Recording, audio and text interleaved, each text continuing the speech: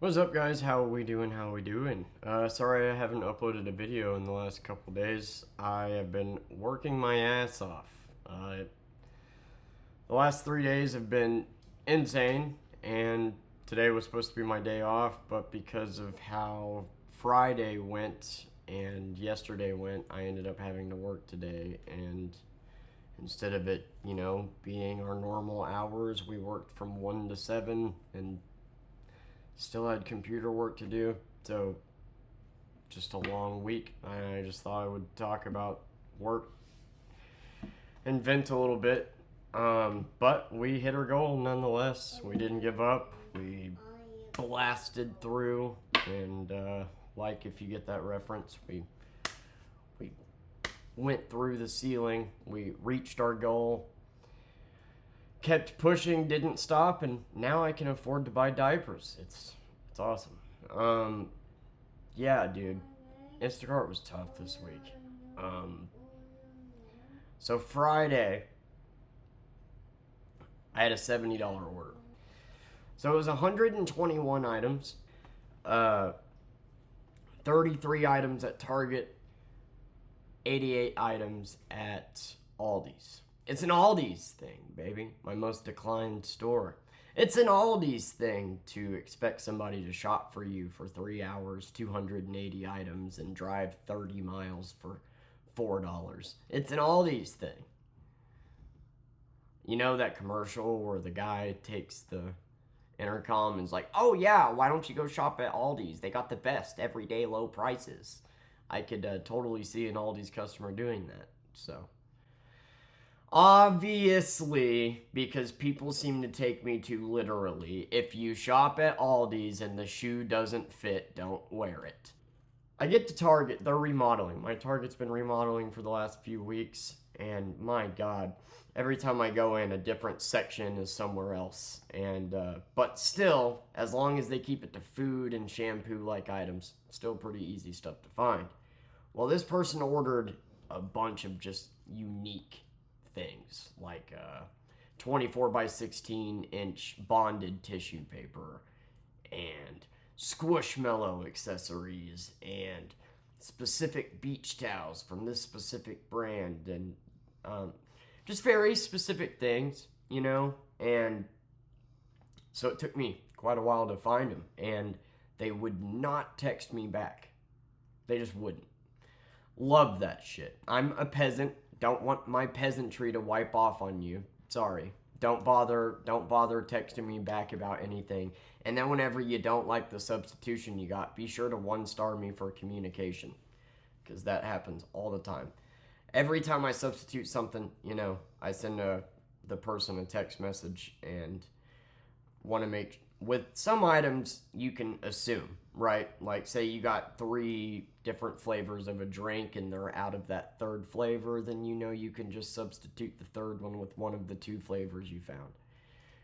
But certain items like shampoo, alcohol, things like that, people are very particular about substituting, and I understand.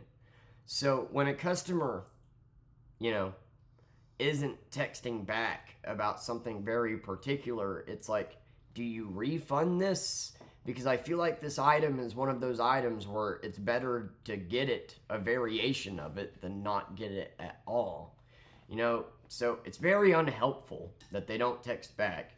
So I made all these substitutions. I guess they must have been happy because they ended up sticking to their whopping tip of $7. But oh yeah, and it was a 15-mile drive. So it was 121 items for 15 miles. So now we go to Aldi's, where the 88 item shop, 88 item order is, and out of those 88 items, 70 items were cold. Either produce, dairy, meat,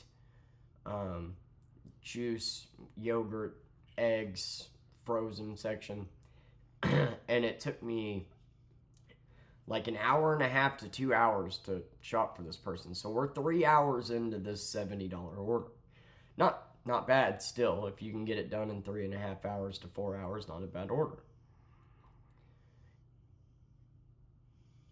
The fridges break an hour into me being there. After I've already gotten all the cold stuff and I'm finishing up and getting a couple of the hard to find dry things that I put off or was waiting for the customer to respond on about substitutions. And I go to check out, and after all that work, they're like, well, you can't leave with any of this cold stuff. That's a safety violation. I'm like, what are you talking about? I got this before your fridges broke. They were cold. They still are cold. Like, I got it before the fridges broke.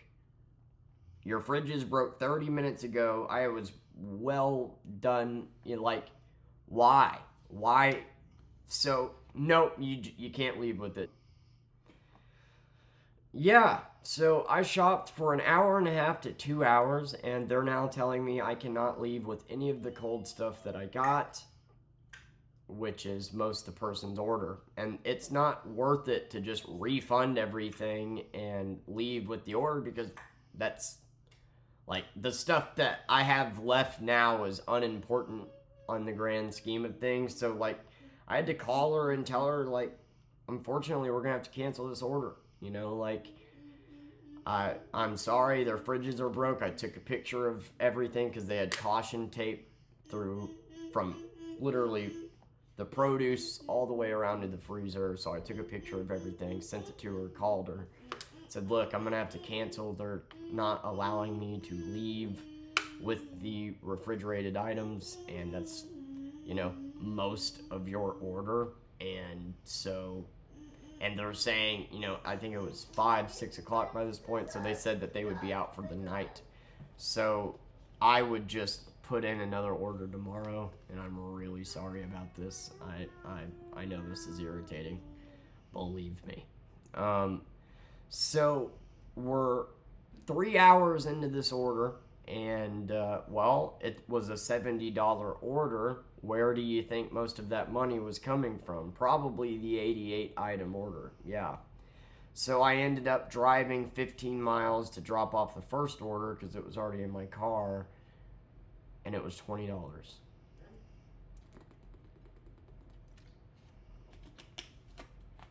Hour of driving, so 4 hours total for $20. And it was just one of those things, nothing you could do. Just unfortunate circumstance that Target's remodeling and shit's hard to find. Unfortunate circumstance that the fridge is broke. But now it's too late in the day. I'm probably not going to get another Instacart order. So instead of smashing my goal that day and being able to take today off, only made $20. And then yesterday I hit my goal, but because I made so little, Friday I had to work today, and my goal today was to just make X amount. But by the time I made X amount, I was like, you know what? It's early enough in the day. We should just keep going, And so we crushed it. We crushed our weekly goal. And but today, I had a $67 order that was 2 different orders at Target, 81 items total. And again, Target's remodeling, right? Now, this order wasn't very hard. Most of it was food and whatnot. But again, the first customer who had 71 items would not reply to me at all. It makes it so much easier if you reply. Hey, they don't have the dill pickles that you wanted. I'm going to substitute it with this brand. Is that okay? And you might hear that and think, well, of course it's safe to assume that. Nuh-uh. No, it isn't. Okay? It isn't.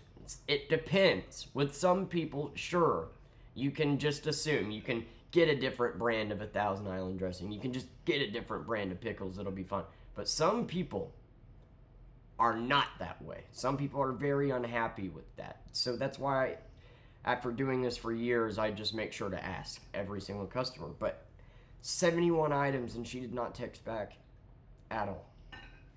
And once again, don't want my peasantry to wipe off on her, At the end of the day, you're too lazy to shop for yourself. I'm sure you got to where you are today through hard work and determination, but I'm the peasant. I'm just the delivery guy. Anyway,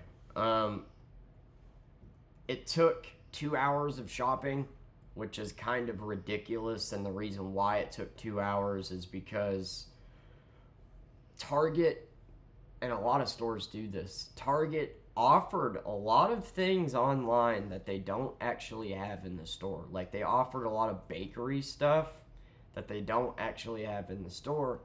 And so, I texted her, hey, these croissants, you ordered 5 packages of these croissants, they don't have any of them, like, so would you like me to get, like, refrigerated croissants that you make, or, like, just refund it? And then she didn't reply, so I just refunded it, and it was just like that with everything. But most of it was food, so most of it was simple, doing substitutions and whatnot. The biggest problem was just figuring out where everything is. Like, they ordered paper bowls, plates, and red Solo cups, and instead of where they usually are, and instead of putting it in a place that makes sense, they put it in the middle of the boys' clothes section. So it took me like 20 minutes to just find that, right? And then, yeah. Not to mention, you got a picture in your brain. That's enough items to fill 2 carts. So I'm pushing 1 cart that's completely full with my left hand. Persephone's standing in front of me pushing the cart because she doesn't like to sit in the cart. And then I have another cart that's full that I'm dragging behind me like this. And so I'm pushing it, trying to turn it with one hand, and it's like a couple 100 pounds, and dragging this one behind me, and it's just a pain in the ass. Ordered pie crust, and like the refrigerated section was just enamored. It's June, so Branson's in full swing right now. There's so many people here, so they were out of so much shit. And, like, again, it was like, I don't know if this item would be better to just refund or better to get a variation of it than not at all.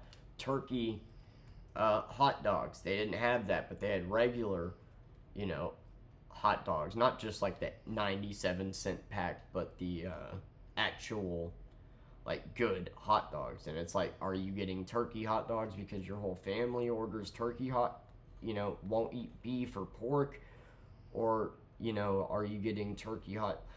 My point is, if the fucking customer just replies, this is a lot easier, instead of having to make assumptions here. Because they ordered bacon, so, like, it's not a pork issue, so it could have just been a preference, and they could be fine with regular hot dogs, right? But you don't know that. If they would just text you back, then bam, problem solved. So do you refund it and lose money and piss off the customer because they would have been fine with those hot dogs? Or do you substitute it and piss off the customer because you substituted it? Like, these issues shouldn't happen. The customer should just reply. Like, I don't get it. Because, like, they didn't have any eggs, they didn't have any bacon, so I had to refund those items. And you got to keep in mind that every time you refund an item, that comes out of your pay. And so you don't want to refund items if you can, but you don't want to get a customer a shitty substitution either. So I just had to make educated guesses with all their things. Then the second customer only had 10 items. And the 10 items he got were all unique things, like a fan, this shampoo and body wash that I looked 30 minutes for because of how messed up the shampoo section is right now. Like, you got guys shampoo and body wash, then you got lotion, and then all the way on the opposite side of the store, you got girls shampoo and conditioner and makeup. And so this one brand, like, just could not find it. Spent way too long looking for it. Spent way too long looking for the fan. And so it took 2 hours of shopping, and then it was 22 miles of driving. All in all, according to Well, I did another order too that was $17. So I made 85 bucks in 4.5 hours. Great. Actually phenomenal. And if I wouldn't have spent so long not being able to find things, I could have very well gotten that done in maybe 45 minutes, 30 minutes less. But just like, and then the fact this happened both times with both customers that didn't text back. They didn't text me the entire time I was shopping. And then when I get in the car, both of them incorrectly put in their address. So I text, hey, you forgot to put a street number for your address. What's the street number? Oh, then they reply. And it's like, so you just sat there ignoring me this whole time. And that's a real thing people do. And then they don't like the substitutions you made that could have been prevented if they just texted you back, and then they one-star you for communication, even though they weren't the ones communicating.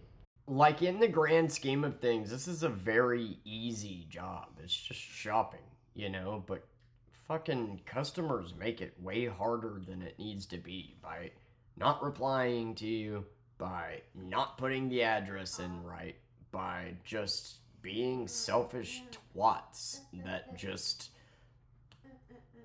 Man, I'm gonna ignore you. Oh, you're dropping the stuff off. I'm by the door, but I'm not gonna open it. I'm gonna wait for you to leave. Oh, I don't want you to get your poorness on me, even though I swipe my husband's credit cards for a living. Here's the thing. You may think that I throw that out as an insult too much.